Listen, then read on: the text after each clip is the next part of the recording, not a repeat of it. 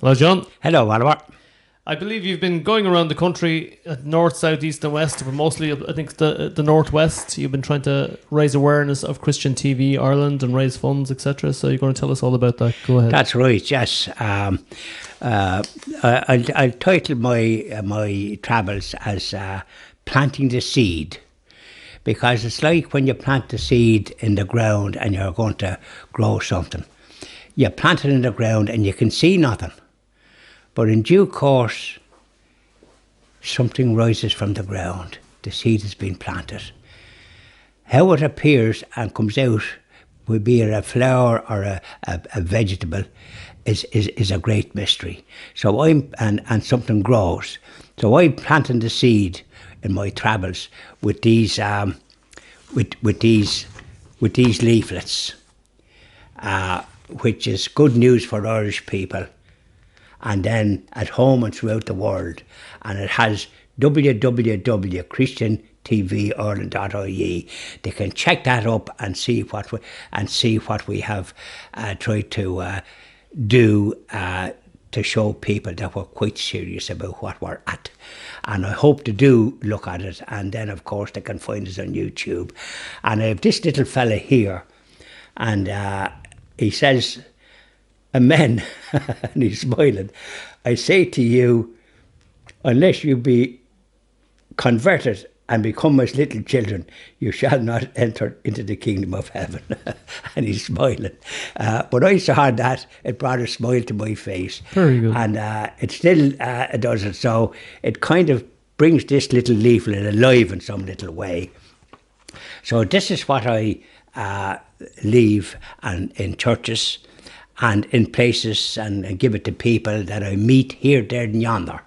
There was a tourist bus going to visit one of these marvellous sites that I saw up in Donegal. Donegal is awash with holy wells and historical sites. Anyway, this bus was going up to this historical site, built 5,000 years ago, a kind of a stone fort, and you had to walk up steps to have a look, and you could see about 9 counties from it. Great vantage point, and it was security for the people in the olden times. They had it upstairs between their ears, brains. They knew what they were at. And this is in Donegal, in the place, mind you, I followed the bus. Some fellas told me about it when I was down at church. There was lads cutting grass, and it was quite a big garden and nearly a field that the priest had, and it would make a good graveyard, the size of it, and they said that, and I agreed with them. So they told me about this. So as I was going up, I suddenly saw there was a bus, no, not a big bus, but a bus that had about 20 people. So I followed it up to this marvellous site. So there was American tourists from Florida and God knows Pennsylvania and all over. So I gave them leaflets. And where were they, John? They were visiting, they were here for a fortnight, being driven by this private bus, that had about 20 of them, husbands and wives, and 1 or 2 that were on their own in the group, a very sociable, friendly group.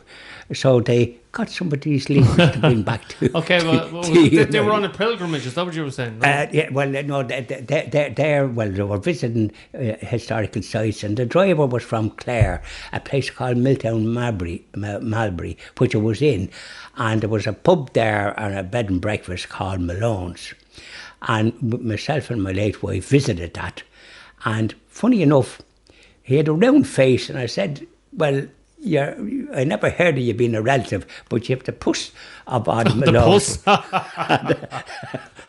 with a round face. So I was mentioning that to the bus driver, and he knows the place, and he said, "Was it the son or the father you met?" Well, I said, "It's a nice few years ago, so it was the father, I presume." And I did mention to him, I said, and we had a meal in it because they serve good food. And I did say to him, funny enough, I said, you look like the rest of us with your appearance. So I mentioned it to this driver that was driving around the American tourists, and it was delighted to see that there was American tourists. He was only after picking them up the previous morning up in Dublin at the airport. and I'm going to be here for a fortnight, going around visiting all these historical sites. So I had a bit of a chat with one or two of them as I was there.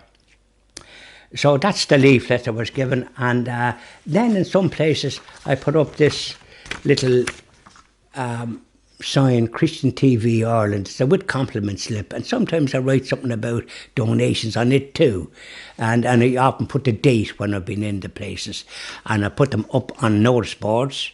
I put some in the churches, and I put them wherever I find people that are supportive. And funny enough, this is what I'm going to talk about. I have visited Galway as far as Clifton. I called to customers that I used to call to. I called to presbyteries, parish offices. I spoke to priests in the west, Clifton, as far as Clifton, parts of Galway. I didn't do the cathedral in Galway because the time I was away for 4 days, 3 nights, 4 days. And I did Mayo as well, stayed in Mayo, and I went down as far as Sligo, and I stayed in Sligo. The hotels was full, by the way. Clifton was full. I was looking to get into a place, and one of the hotels had space, and they didn't overcharge me, €80, which wasn't bad, considering that the other hotels was full. Mm-hmm. So that's a very good sign. This was a few weeks ago, few weeks ago in August. So, and in the latter part of August, not the first 2 weeks, so it was full. And it was great to see it. The Station House was full, and that's a big hotel. And Alcock Browns was full, and then there was another one full. So I said to myself, I wonder, am I going to have to sort of sleep out? But no, I found another hotel, and accommodation, very friendly. So they benefited from getting the good news leaflet. Very good. So then I did a lot of other towns, Monaghan, Dundalk, and places in between, as far as Newtown Butler, which is just over the border from Clones. I did that travelling each day. I didn't stay overnight in those places, and I was sorry I didn't, because I was fairly tired after all that driving. So how many miles did you cover, do you reckon? I reckon I must have covered about 3,000. Wow! Oh, I did. And some of the people were sort of saying, did I have help? And I said no, and I think they were sort of they were surprised and supportive of the fact that I'm sort of in my second childhood, shall we say. I'm at the wrong side of in the winter of my life. But I think they appreciated it, so I got a good reception. This week, what day is today? Saturday, I think. Yeah, this week I was up in Donegal. I was in Leitrim and did places in between there. Leitrim and County Leitrim, up through Manorhamilton, Bundoran, Stranraer, and all up to Donegal. And I stayed in Killybegs on the Monday night. I was fairly tired. It was nearly after 7. I booked into a hotel there, very nice hotel. I think myself and my late wife stayed there years ago, the Bayview Hotel, and they were very nice. They were benefited by a couple of leaflets as well. So it's when they sort of they were planting the seed wherever I can, but mostly in churches and in presbyteries. But wherever I stayed, they got one of those leaflets. Very good. And so County Donegal, I said in Killybegs, and then did towns in here, there, and yonder. I stayed Carrigart had a hotel, but it's open just for food, and they had plenty of rooms. I stayed in that years ago, and it's up at the tip end of Donegal. So I stayed in a place called Downings, which is, they go to Mass in Carrigart, County Donegal. And when I went and stayed, the hotels was full there too. But one wasn't, and they were looking for 90-something 5 or something for B&B. I said, you're a bit on the expensive side. I have to decline. And I got a marvellous bed and breakfast, Bradley's, just across the way. Couldn't be better. How much? €57 euros. That's more like it. And 100% in a lovely ensuite room, which was quite spacious and very friendly. They also got these, including one or two tourists that were staying there as well. Whoever I managed to have a chat with, and I chatted with anyone I could come across. But I got a good reception. This is what I'm saying. Everywhere I went. So I've planted a seed. Now, they didn't suddenly write checks and this, that, and the other, or sort of say we'll. There was no golden handshakes. No, there's no gold. So this is why I'm saying I'm planting the seed. But the fact of the matter is, I told him anyways about the website and to look it up, and that we will be dependent on donations. We won't be doing anything to do with advertising as regards looking for advertisements from companies. That won't be it. We'll be something like EWTN, the largest Catholic and Christian TV station in the world, and I think it's by satellite. And yet I can get it on my own TV at home. I didn't look at any TV when I was down the country because I wouldn't have enough. They'd have the sort of old channels that I don't generally look at. So anyways, I was a bit tired and I had to do notes and try to recollect where I was and do some of it as I was travelling. But that all takes time, and I was anxious to get into as many places as possible. And I got church leaflets in most of the churches. And so I have quite a pile of them that I had to sort out when I came back on Thursday and Friday and put them into files because, and of course then I visited bishops' residences and gave the leaflets and information. I'd say I visited about 6 bishops' residences so far, and spoke to the staff, gave them the details as best I could, and told him to pass it on to the bishop. Now, whether I write to the bishop subsequently and explain how I found our church is lovely, the one in Letterkenny, the cathedral there, there was a Bishop McGuckian there, and I brought stuff there. A beautiful church and lovely altar. A lovely altar and a lovely altar rails, which was the least to see because a lot of places the altar rails are not in the churches, and somehow or other I think it leads to reverence.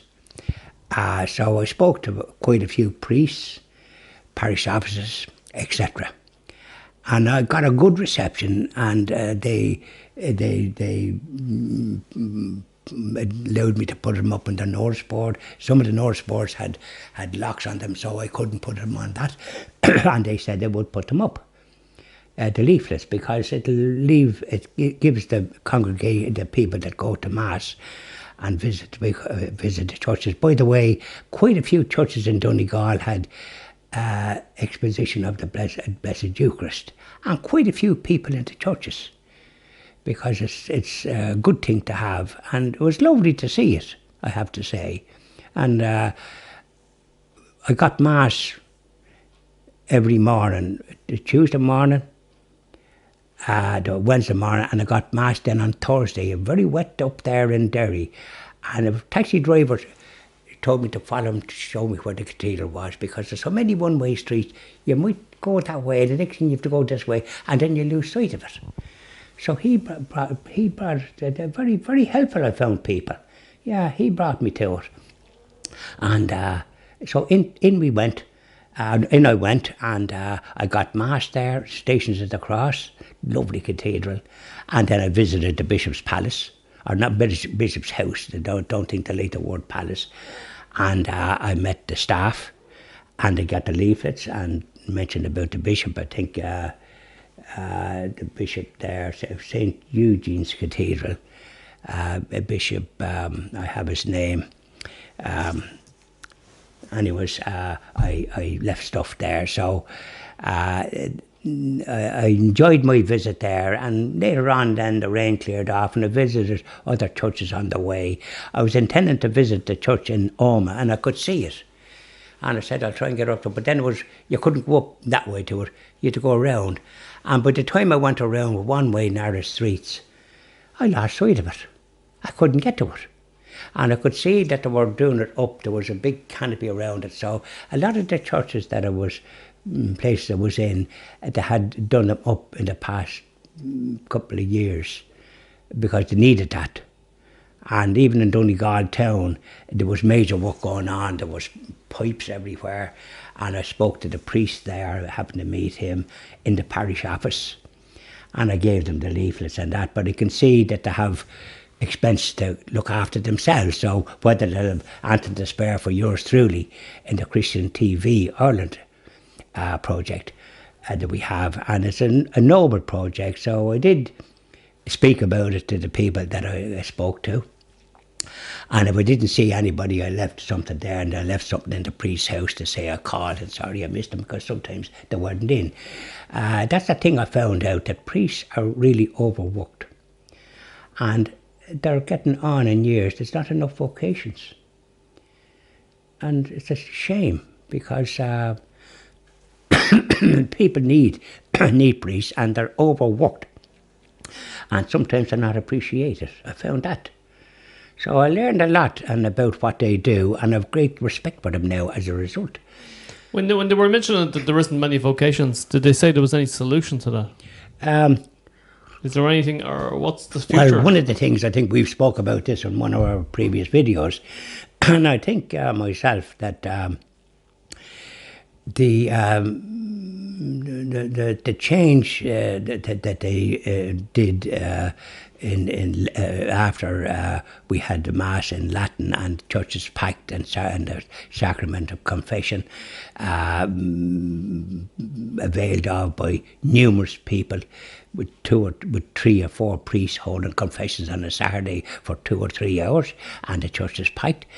So when they did away with that, and with the Rosary and Benediction and the men's and women's sodalities and all this, I spoke about this before, but I did mention it to, because there is a lack of the vocations. And one of the bishops in, I think the Monaghan diocese, had written, because there's not enough priests now, and some of them are they're all over 65, and they should be fit to retire.